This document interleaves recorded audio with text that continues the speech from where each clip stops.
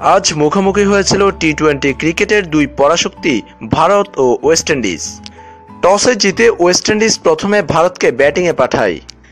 ব্যাটিংয়ে নেমে প্রথমে ভালোই শুরু করেছিল ভারত। বিরাট কোহলি করেন 22 বলে 39 রান। দলীয় 64 রানের মাথায় ব্যক্তিগত 39 রান করে ফিরেন কোহলি।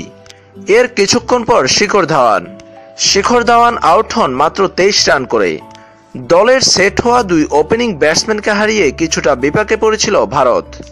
এরপর পান্ত ও কার্তিকের ব্যাটিংয়ে ভর করে 190 রানের বিশাল সংগ্রহ করতে সক্ষম হয় ভারত।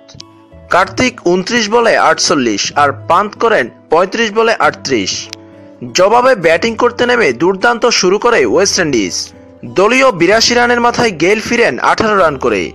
টি-20 স্পেশালিস্ট ক্রিস গেইল অতটা ভালো না করতে পারলেও ইভেন লিউসের 62 বলে 125 রানের উপর ভর করে 9 উইকেটের বিশাল জয় পায় ওয়েস্ট ইন্ডিজ। ইভেন লিউসের 125 রানের সেই ঝোড়ো ইনিংসে ছিল 6টি 4 ও 12টি ছক্কা। 201 স্ট্রাইক রেটে দুর্দান্ত ব্যাটিং করে দলকে দারুণ এক জয় এনে দেয়। তার সাথে স্যামুয়েলস তো আছেই।